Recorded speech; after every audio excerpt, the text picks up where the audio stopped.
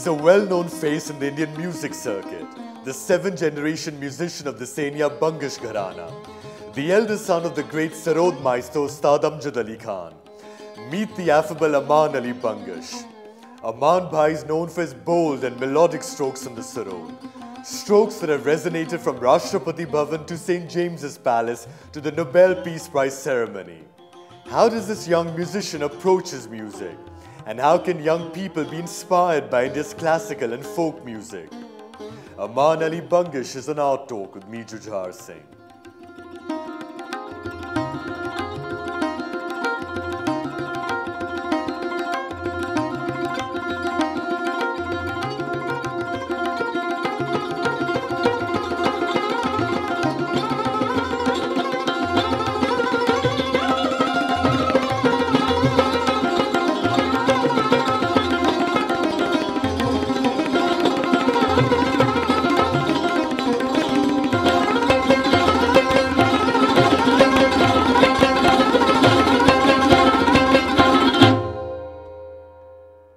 Amaan Bhai, lovely to have you on Our Talk. Thank you for having me back again. Thank you very much for joining us. It's a pleasure. And it's a great pleasure to have Pandit Mithilesh Kumar Jha ji with us. You will be accompanying Amaan Bhai during his demonstrations on this road. Thank you very much. Thank you. Amaan Bhai, you're the seventh continuous generation of the Senia Bangash Gharana of music. You're the grandson of the legendary Ustad Hafiz Ali Khan Saab. You're the son of the great Ustad Amjad Ali Khan Saab. Is all this a blessing or a burden?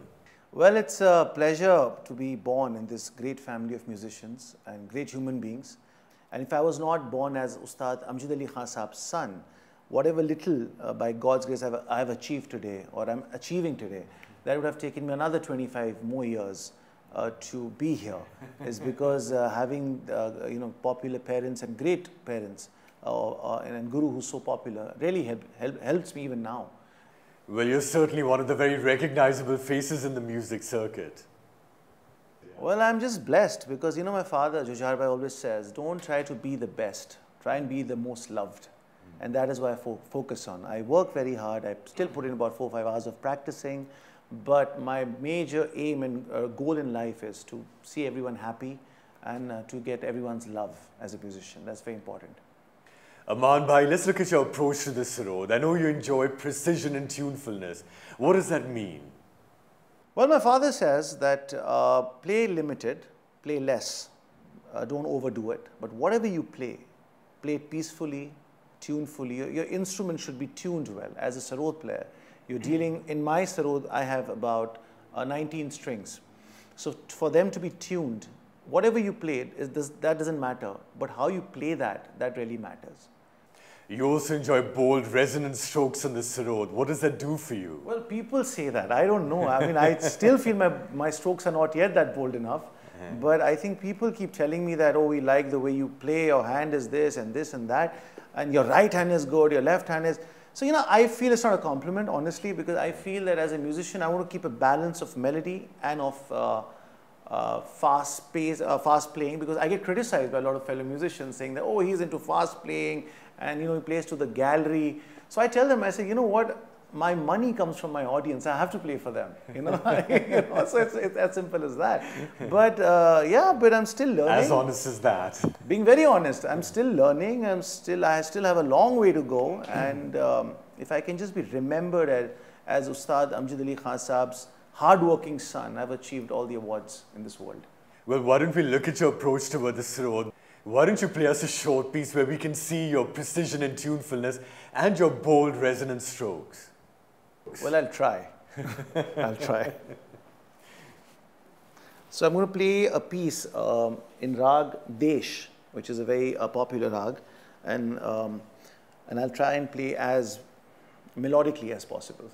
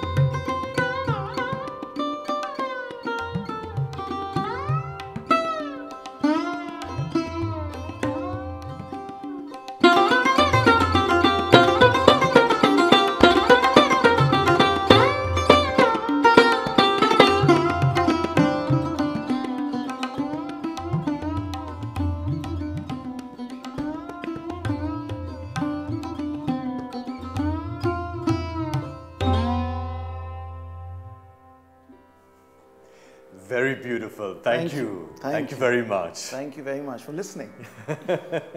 Amaan bhai, where do you feel you stand musically now? Musically, to be very honest, I've always been a very insecure musician. I'm never happy with my work. I feel everybody, I'm not being modest, I'm being honest. You can ask him also. I always feel that everybody around me is doing such an amazing job. Apart from my father, the other great legends, senior to my father in Sarod, my contemporary musicians, people who are younger to me, I honestly, genuinely, I learn a lot from them. I keep listening to them, and I just keep thinking, what is their process? Do they play fast, slow? Doesn't matter. Because I feel, I don't want to get spiritual, but I feel Ma Saraswati resides in every musician. So every musician is a reflection of her divinity. So we have to respect everybody. You know, till we don't give respect, the mother will never bless us with her knowledge. So I personally feel I got a long way to go. Very long way to go. But, you know, so yeah, I'm really working hard, and I hope with everyone's blessing over here, I make it to the top one day. Gee. You've said somewhere that you've labored a lot in music, now you're trying to intellectualize it. Exactly. What do you mean by that? Well, it's, I've done a lot of physical hard labor. I've done a lot of blue-collar job with my music. Now I want to do the intellectual white-collar job. So my father always says, my guru always says that keep thinking about music. It's not important to pick up your sarod and start playing. It's about thinking, get more involved in music. Keep getting involved every day. You know, breathe music, eat music, bathe music. So music should be your world, and you should be right in the center of it. You can play a rag darbari or a pilu, but you're trying to get deep into the soul of the music. Exactly. Of the ragas. See, there's so many rags today. You know, they're intellectual rags. They are, you know, people have these things. I play this, I play that. My father, see, I learned from my father, and I learned by his teaching. He tells me what to do when, and I keep doing it as he's guiding me towards it. Because, you know, these other rags, you have a lifelong to play a lot of rags. You don't have to play them at a very early age to show maturity and intellectuality. You know, it's very important to play the common ragas that the audience understands, like a darbari or a malkos. You know, you play these rags, and people are like, oh, you're playing malkos, wow. Or you're playing kidara, oh, wow, you're playing this. Because people know these rags. So you play the familiar scales first. Let them connect with you. You revel in speed as well. Well, this is what people say. I'm not aware of it. I'm being honest. I enjoy it sometimes. I read this quotation in the Savannah Morning News in the United States. You were probably performing over there. And it said, impossibly fast handwork which brought the crowd to its feet. I didn't say that. Yeah. Somebody said that. The newspaper said it. Well, I'm not aware of that. But it's just that I enjoy music. You know, when you have a alap, Jod, Jhala, it goes on, it's a crescendo. And in the end, I enjoy speed also because, you know, you're young. I cannot do that at the age of 70. So let's do it now. So it's better to be fast. Why don't you bring our viewers to their feet as well? Okay, I'll try again.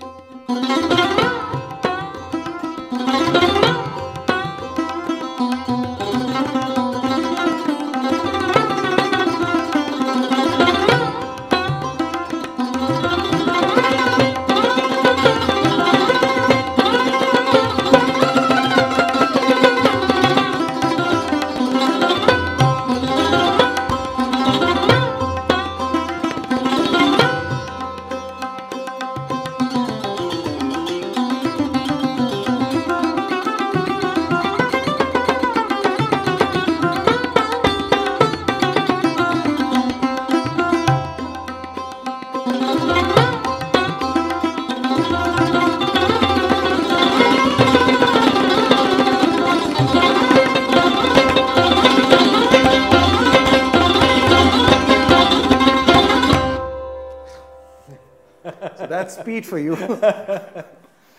Gee. But you know, Amaan bhai, that was an excellent demo because I found that you got speedy, but you didn't lose your clarity. Gee, thank you. Yes. Thank you. Thank you. Thank you very much. Amaan bhai, you performed in front of many famous people around the world. I believe you performed 3 times in front of Prince Charles at St. James's Palace in London. Gee. Well, you know, I accompanied my father actually. I didn't play with my father, I accompanied him. And as I said, because I'm his son, I've got a lot of advantages that way. I got a lot of exposure, and which I would have never got myself. What did, by the way, Prince Charles say about this music? Well, he was happy with Indian classical music. You know, obviously he had more of a conversation with my father. I was just standing in the background, but he did congratulate. He did encourage, and we need people like that in this world who are popular, who are royalties or whoever, they're celebrities, and they encourage youngsters, encourage Indian classical music. I think we need people like that more in our fraternity. Your father and your brother Ayan bhai and yourself, you also performed at the Nobel Peace Prize ceremony in Oslo in 2014. That's right. That's the time when Kailash Satyarthi and Malala Yousafzai got their peace prizes. Absolutely. Now that must have been an incredible experience. Well, that was like a life-changing experience. But in 4 minutes, we had to present our Indian classical music. Almost the way we're doing it right now in 2 minutes. But that was 4 minutes. And we were 4 people on stage. So 1 minute each, basically. With Ayan bhai, my father, me, and the percussionist. But to see the audience of 30,000 people in front of you, pin drop silence, and the whole production, it was amazing. It just makes you so humble as a human being. One person you'd like to perform for who you haven't performed for so far? Well, he died, Michael Jackson. I really wanted to play for him, but he's not there in this world. But my grandfather, for some weird reason, I don't want to play for any live person, because I think they already know what I do. I always, you know, my grandfather has a photograph in this music room, and his eyes are not straight. My father says, one day you play so well that his eye becomes straight and he looks at you. That's the day you're going to achieve something. Maybe it's just a metaphor, whatever it is. I don't know, it's just a thing. But I wanted to really play for my grandfather. I wish I can play for him today. Amaan bhai, you know, you played solo accompanied by Zakir Hussain Saab at the age of 16. Gee. You were co-comparing Saregam on television at the age of 19. Gee. Wherever you go, people want selfies with you. How do you keep your feet on the ground? This all is Maya. This all is, I've seen people like Pandit Ravi Shankar ji, I've seen people like Zakir Hussain Sahab, I've seen people like my father Amjad Ali Khan Sahab. They've never got affected by any fame. Who the hell am I anyway, you know, in that thing. And I feel the only way for growth is to be down to earth. Ustad Zakir Hussain Sahab said yes to me, to a 16-year-old boy, when other senior musicians, no names taken, refused to play with me. Percussionists, they said, no, he's too young. He said, no, I would like to play with him. So that showed me his humility. Your guru is your father, Ustad Amjad Ali Khan Sahab. What is it like when your father is your guru? Well, it's a beautiful feeling. At the same time, it's a complex feeling, because he's your father, who's a friend. And then, so upstairs, I'm having a cup of coffee and joking with him. And suddenly, there are 5, 6 musicians sitting over here. And I'm playing with them. And suddenly, he walks in. And he sits here. So it just, I get very intimidated by that whole situation. I don't know who he is. At times, I don't know who this man is. I'm like, oh God, he's my guru. And you know, the fear comes in from somewhere. I don't know why. So there's a beautiful switch that happens. But I think that I am blessed to be under his guidance. You've said somewhere that you have no pretensions of trying to create your own style in the Sarod. You dream of just playing like your father. That's why I started learning from him. Most of the disciples, what happens, and kids, what I've seen, they start learning from a teacher. They want to be like the teacher. And suddenly in the middle, after they hit mid-age, you know, that midlife crisis, oh, I have my own style. You should never be aware of it. People should say. So I feel for me, how the dream started was I wanted to be like Ustad Amjad Ali Khan Sahab. I wanted to look like him. I wanted to talk like him. I'm in awe of him. He's my star. I'm in awe of Ravi Shankar ji. I'm in awe of Zakir Hussain Sahab. These are my other heroes that I look up to. But I do not want my own style. Right now, I'm very happy trying to just play my father's music. And I want people to say, oh, wow, you're just playing like your dad. That's the first step in life. And then whatever happens later. What about your mother, Subha Lakshmi ji? What has been her role in the development of your music? I'm very happy you asked that question, otherwise I would have had a problem in the house. Well, my mother is my best friend. Everything, apart from music, what I am is all because of her. Apart from all the bad things I also do sometimes. But she gave up her career. I think I was about 5 or 6 years old. That was the last concert she did. And after that, she realized that as a classical Bharatanatyam dancer, yes. She gave up her career. But she taught me a lot about Bharatanatyam also. Not dancing, but the mudras and, you know, the mythology behind Bharatanatyam, the Sanskrit and all that stuff. A little bit she's taught me. I think she has been the binding force of the family. She's kept everyone together. All right, let's move forward, Amaan bhai. Your base is classical music, but you've also explored folk music. Right. What is folk music in layman terms? Well, folk music, for the layman, as you say, quote unquote, is the oldest form of music. Folk music was when the farmers used to go to farm, you know, to do their thing. They used to sing. So Punjab would have something else, Rajasthan would have something else, Bengal, Assam. All states would have their own form of expressions. You know, what you call folk music, what they showed in Coke Studio and all that, folk music of India. You know, every state has its own folk music. Exactly. I just want to be lovely if you can show us a kaleidoscope of a little bit of our folk music from around the country. I'll try. I'll take you through Rajasthan, then into, I'll try and be a train today. I'll try to connect Rajasthan to Bengal, and I'll present also a small song by the great Rabindranath Tagore ji, which will be a part of the folk piece.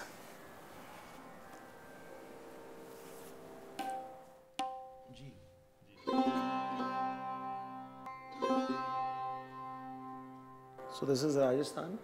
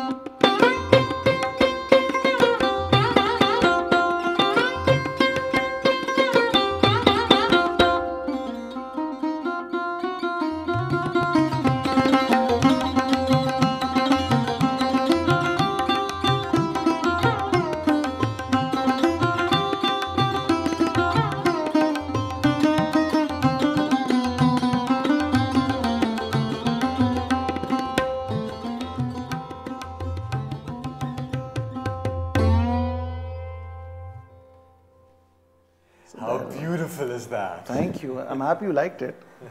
Loved it. Thank you very much. Thank you. Thank you so much.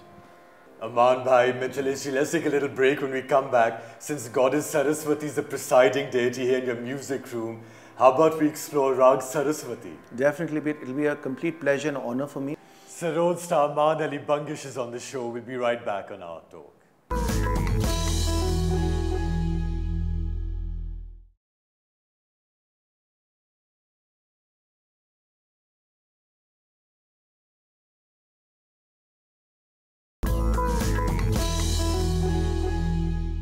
Amaan bhai, Goddess Saraswati is the presiding deity here in your music room. How about we end with Rag Saraswati? So here's presenting Goddess Rag Saraswati with all my uttermost humility.